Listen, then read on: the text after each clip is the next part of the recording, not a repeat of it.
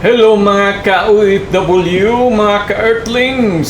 Pag-usapan natin ngayon ang negosyo o stocks habang nasa abroad, So, bago ang lahat mga ka-offloader, paalala lang po, hindi po ako isang financial advisor, ako po isang OFW dito sa Qatar. At gumagawa tayo ng videos ng tungkol sa pag-invest sa Philippine stock market na kulilat.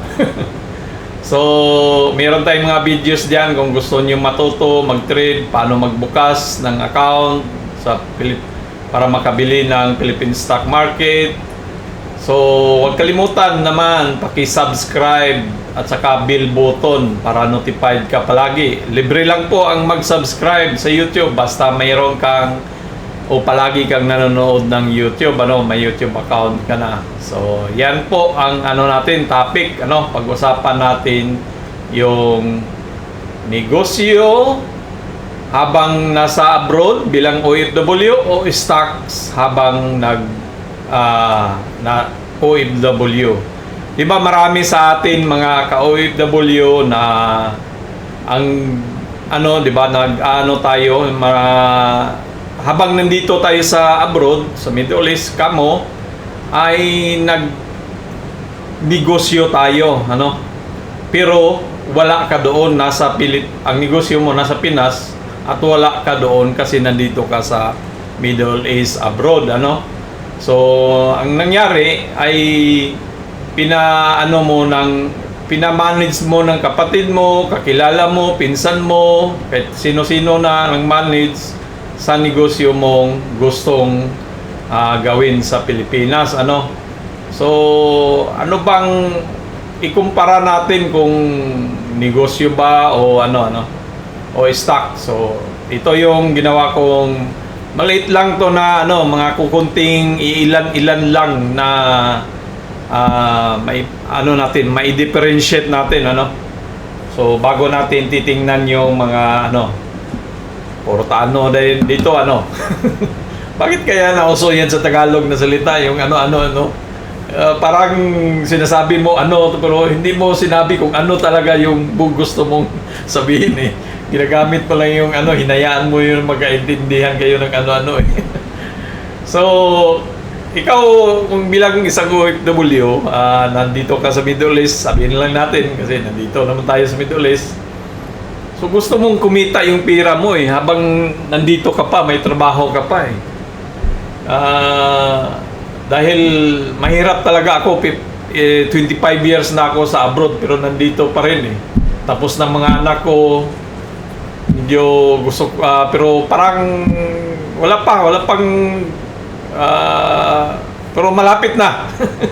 na umuwi pero kaya naghahanda tayo sa pag-uwi natin kaya gumagawa tayo ng mga videos, vlog diyan. So kalimutan subscribe ka naman diyan, Uploaders Pinas Market. Kung sa US Market ka, meron tayong Dodol Goose Market. Balik tayo, commercial lang yon. So negosyo at saka stock. So sa negosyo kasi tapos nandito ka sa abroad, pinamanage mo yung negosyo mo. Anong klaseng negosyo? Sari-sari store ba? Motor shop ba? O mga spare parts ba diyan? Ano bang gusto mong binibenta? O yung mga kiosk ba? Malit-lit na di ba? Ganon.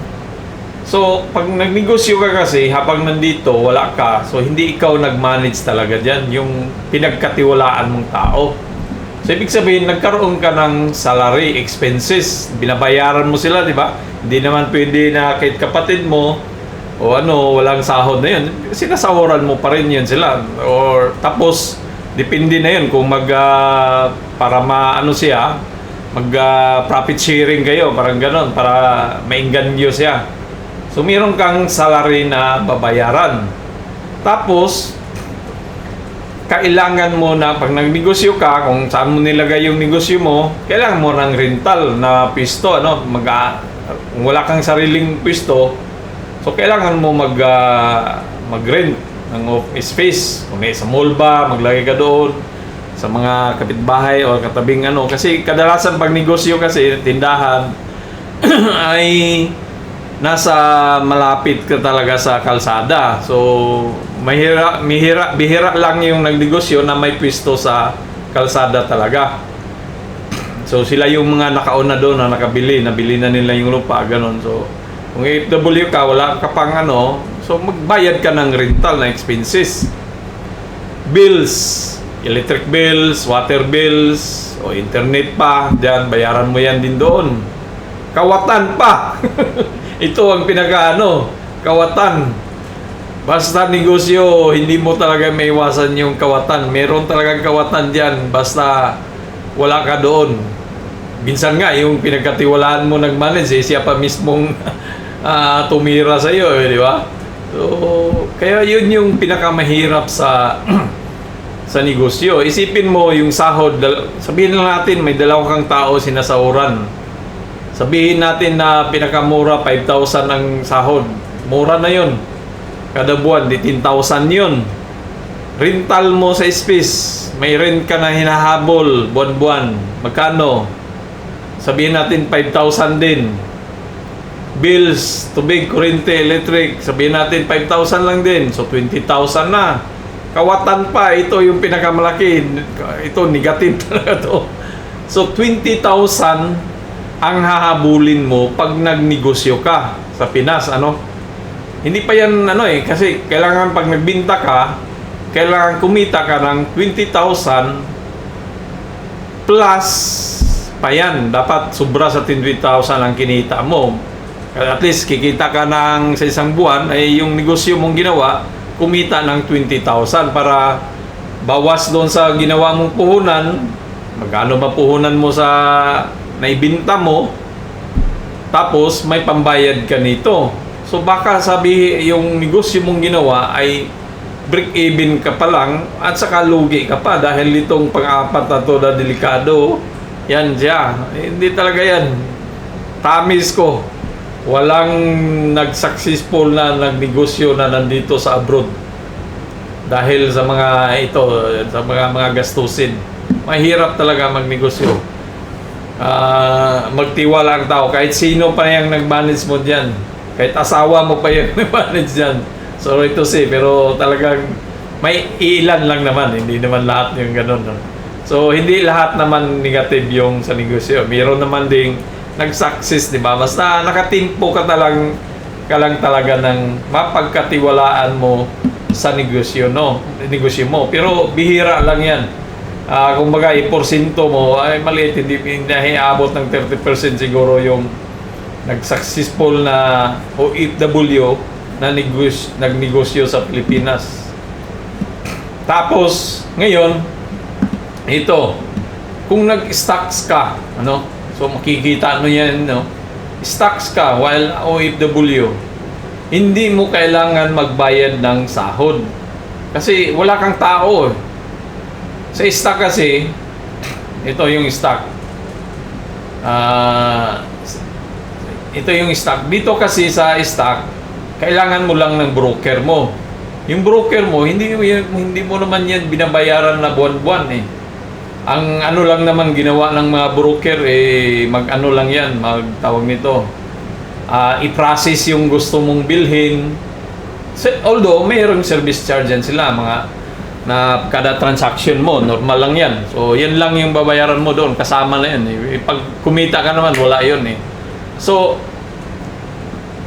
wala kang sahod na binabayaran. Sarili mo lang. Pag nag-stock ka, sarili mo lang. Kasi nagbibili ka, mag-buy ka sa stock, tapos i-process kung broker mo is BPI, kasi si BPI mismo, broker din yan eh. So, i-process ni BPI, makabili ka, yun na, wala kang sahod na binabayaran. No rental. Kung nandito ka sa abroad, wala ka namang binabayaran na rental sa Pilipinas kasi dito mismo, may rent ka na eh. Kasama na yun sa trabaho mo eh. Or kung nasa kampo ka, wala ka nang binabayaran, di ba? So yung rental mo dito sa abroad, wag mo na isama dito sa stock kasi kahit na hindi ka nag-stock, mayroon kang rent na bahay na binabayaran, di ba? No bills. Wala kang binabayaran na bills doon sa Pilipinas, kuryente, tubig, internet, wala. Dito sa abroad, although, kasi nandito ka na, Yung tubig at saka kuryente mo, kasama na yan sa rental eh. May kasama pang internet. Maliban na lang kung magsarili ka ng internet mo. O, so yung internet na yan, kasama mo na yan sa ginagastos mo sa buwan-buwan na sahod mo yan eh. No kawatan, sarili mo eh. Nalakawan mo ba sarili mo? Ikaw lang mag-isa nag-manage nitong stock mo eh. Walang kawatan diyan, hindi mo kayang nakawin kasi pag nagnakaw ka pa sa sarili mong sarili ay wala na yan. Laking kabaliwan na yan ano. So yun yung nakaganda sa stocks mga ka-OFW. Wala kang iniisip na buwanan na gastos na salary, rental bills na 10,000 minimum kada buwan na hinahabol mo. So sa stock, wala talaga, ikaw lang mismo eh. Ikaw lang yung magbili, walang magdikta sa'yo. Ikaw na bahala, mamili ko mo, sa tingin mo na maganda to, nakinig ka sa akin, binili mo siya, pero nasa sayo yan eh. Dito sa stock, sabi ng mga bulanon, ija aho tajo sa pagbili at sa pagbenta, no?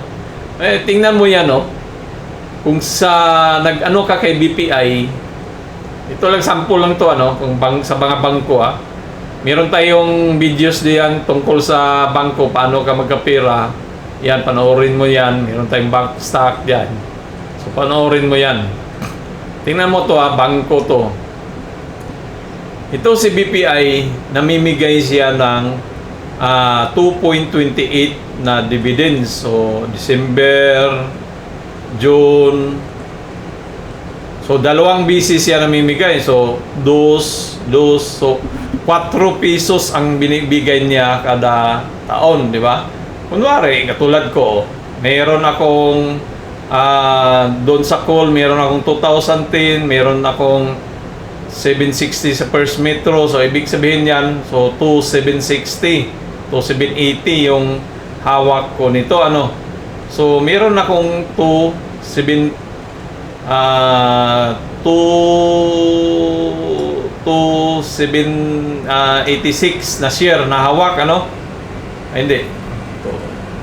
760, 2,770 pala. So, saglit lang.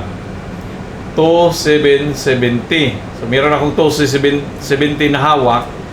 Tapos, sa isang taon, nagbibigay siya ng 4. 4.028 yata yun, pero madalian 4 na lang. So, ibig sabihin, kumita ako ng 11,000 sa dividends lang yan sa 1 year. Ano?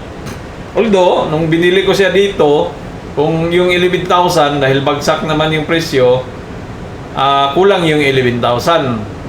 Maging totoo tayo. Pero, hindi naman ibig sabihin na nag-down yan, negative yan, nalugi ako. Kasi hindi ko naman siya bininta eh. Nandito lang eh. Kasi hinintay ko naman siya na aangat. Basta dito sa stock mga ka-OFW, kung nag-invest ka, hindi mo siya bibinta, hindi mawawala yung pera mo, hindi ka malulugi. Kasi babalik din naman yung presyo eh. Dito, bumagsak, umakyat, bumagsak. Susunod niyan gagawin niya, akyat na naman, di ba? Ganun lang naman yung ano eh. So kung umakyat, babalikan ka. So, para ano, so sa pag-invest mo lang sa kanya, sa 1 year, kumita na ako ng 11,000, ano? So, paano pag binalikan ako at umabot pa sa taas yan, di mas lalo akong kumita, di ba? Tingnan mo to Bakit? Target price ng mga broker ko is 155, 143, 148. So, sabihin na lang natin 150. Nakabili ako sa 126, 131. So, sabihin na natin, average is nasa 130 na lang. Update. 131, so 128 average. So ang target price is 155, 128 ako nakabili, ano. So 155 minus 126 28. So may diferensya na 27, meaning kumikita siya ng 27 pesos. So i-multiply mo yan sa hawak ko na multiply natin ng 2,770. So ibig sabihin yung si si BPI kumita ng 75,000 pag na-hit tong target price na yan. Pag na-hit yan ha. So siyempre pag na-hit na yan, ibibenta natin kasi kumita na tayo eh. Pag na-hit yan, di ba? So kung kailan ma-hit yan, hindi natin alam. So baka 1 year, 2 years, 3 years, hindi natin alam eh kasi hindi naman natin kontrolado yung pero ito yung nakaganda kasi nag-invest ka habang nasa abroad ka pa eh. Pero pag umuwi ka na ng Pinas, ibang usapan na yon. Kailangan mo talagang tutukan to. Ito, pwede mong hindi mo bantayan eh. Pwede mo lang, anuhan lang dyan, kada sahod mo, dagdag ka lang, mag-piso cost averaging ka lang para lumapit ka. Tingnan mo to si BPI noong 2022 nandito sa 89. Noong 24, umabot siya sa 155. Magkano yung interest na tinubo niyan? Almost 100%, di ba? Ibig sabihin, kung may 10,000 ka pesos, kumita ka ng 10,000 pesos after 2 years. Ganon yun siya mga ka-OFW, mga ka-lodo, offloader. So, itong si BPI ngayon, oversold na to sila. Sila yung mga oversold.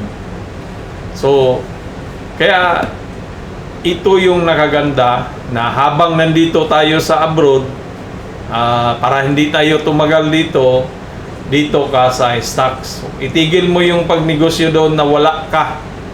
Pero kung nandun ka sa Pinas, nagnegosyo ka, mas maganda yon kasi pag nagnegosyo ka na nandoon ka na sa Pinas, ikaw na mismo ang manage, ikaw na magbantay. So itong kawatan na to, mawala yan, ikis na yan kasi pero kahit na nandoon ka, mayroon pa rin yan. Hindi natin iikis pala. Mayroon pa rin kawatan diyan sa negosyo pag kahit nandoon ka. Sure na yon 100% mayroon pa rin. Pero na-minimize mo na siya kasi nandoon ka na mismo eh. Ikaw na yung nagbantay. Tapos kung nagnegosyo ka Pinas, itong stocks din, nasa Pinas ka na, pwede mo pa rin itong ituloy-tuloy. So, para sa akin nga, habang OFW tayo dito, subukan natin matutong mag-stock sa Philippine stock market. Dahil ako nga, 3 years pa lang ako dito, is nakitaan ko na ng magandang source o another source of income. Ang lang dito talaga sa Philippine stock market ay na mayroon talagang time na mawalan ka ng gana kasi mabagal talaga ang galawan dito sa Philippine stock market. Lalo na ngayon na may crisis, mayroon pang sigalot sa Pinas, mga impeachment, mga political na So yung mga foreigner investor, naglaylo, So katulad to si GT Cap, oversold na rin to. Bumili ako dito sa kanya dahil nagbigay siya ng CT pesos. So kumita na tayo diyan kay GT Cap. Maliit lang naman. Kasi 100 lang yan. So yung 190 na share mo, multiply mo ng 190 multiply 190 multiply mo ng city is nasa 1,000 lang yung kinita sa dividends yan. Pero sino bang magbigay sa akin ng dividends, di ba? At least tumubo yung kapital ko. So dito, bumili natin tapos bumagsak So kung baguhan ka dito, mawalan ka talaga ng pag-asa. So, tayo mga OFW, sanay tayo sa tiyaga at hihintay at pagtiis, di ba? Kasi tumagal nga tayo dito eh. Isipin mo ako, 25 years na nag-abroad pero wala pa rin. Nandito pa rin tayo. So, kung alam ko tong stock nung 20 years ago, baka hindi ako umabot ng 25 years dito. Baka 10 years lang nag-retire na tayo kasi napabilis yung paglaki ng puhunan mo eh. So wala eh. So umpisa pa lang natin ika nga, di baling huli basta nag-umpisa, di ba?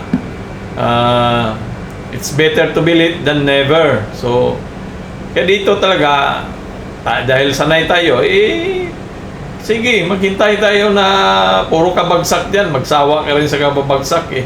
Dito. Yan mo diyan, nagsawa din siya kabagsak. Umakyat lang din, di ba? Basta pagdating dito, kasi ito yung trend line niya eh. Yan, trend line niya yan. So, may posibilidad na aakyat to. Kasi, ano naman to siya eh, oversold na kaya eh. So, nasa oversold na siya. Tingnan mo yung kandila, mayroon nang bumibili ulit, ano. So, gawin natin pag sahod, ngayong sahod, dagdagan natin ng konti to para bumaba yung ano natin diyan, piso cost averaging tayo. So lahat ng mga stock na ano natin, ito BPI hawak, mababa din, magdagdag tayo para lalapit siya, didikit ano, sasalubungin natin siya habang nasa ilalim, sasalubungin natin siya pag umakyat, ano, paakyat siya, kung pababa, so magkasalubungan kami. So ganun yun. Ito si Central Bank din, oh.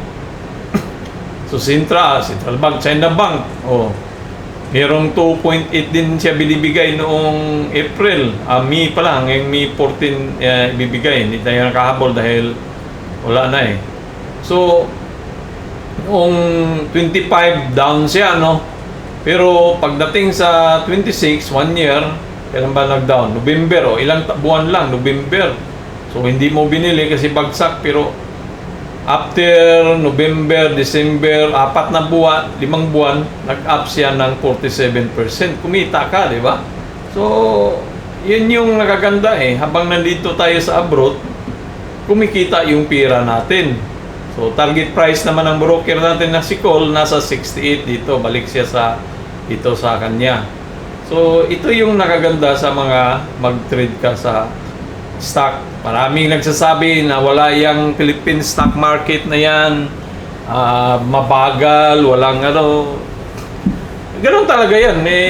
Yun talaga. Kasi ito yung, ganito yung ano niya eh. Nature niya eh, na mabagal talaga siya eh. So, ito ay maganda para sa ating mga OFW. Kahit na hindi mo gaano siyang tinitingnan, so every once a week ka lang tumitingin, may Friday ka naman na piling tumingin, di ba? Kung, anong nangyari sa presyo ko? Up siya. Biglang nag-up ng 10%, tuwang-tuwa ka na, di ba? So, kung masaya ka na sa 10% ang kinita mo, hindi mo siya ibinta, at tapos ibili mo naman ulit para lumago yung kapital mo, lumaki, di ba? So, ganun lang yan pag-trade dito sa Philippine stock market. Paano para matuto ka? Madali lang, mag-subscribe ka lang sa ating channel. So, yan, ito naman si Century Food Product o Pacific Century. So, oversold na rin to.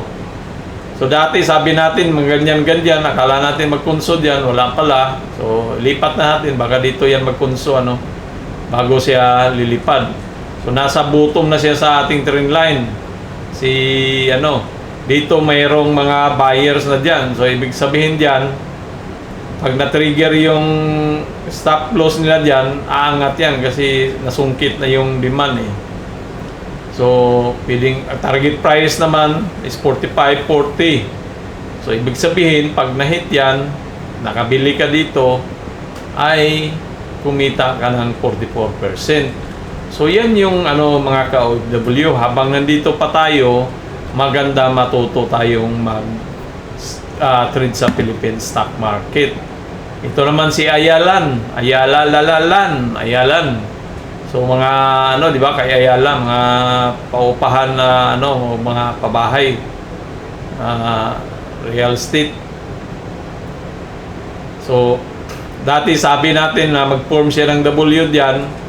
Pero sa kasawiang palad, hindi niya ginawa, makat siya pero bumagsak So burahin natin to kasi hindi niya, para malaman natin. So itong W na yan, extend pa natin diyan dito, baka diyan siya aangat.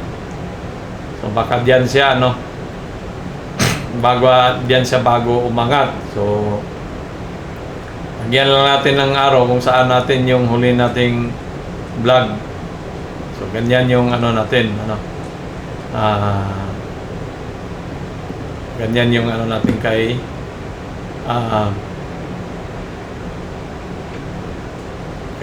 Ali.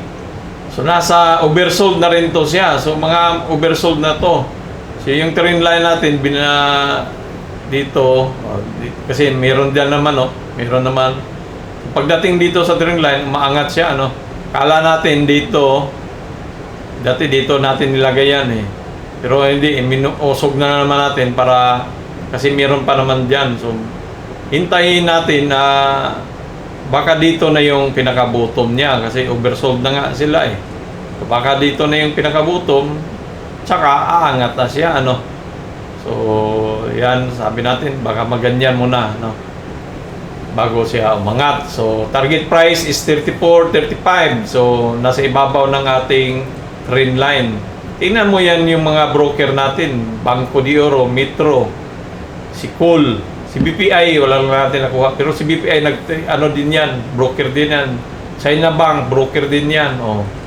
Bakit ayaw natin mga OFW na habang nandito tayo sa abroad, magtutong mag-stock trading?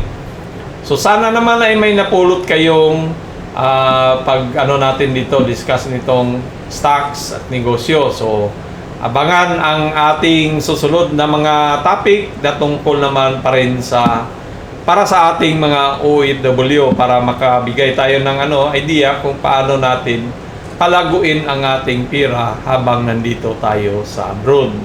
So, huwag kalimutan, paki-subscribe naman para lumago ang ating channel. Kaya hanggang dito lang po tayo ulit. Adios mi amigos, mi amigas, babu!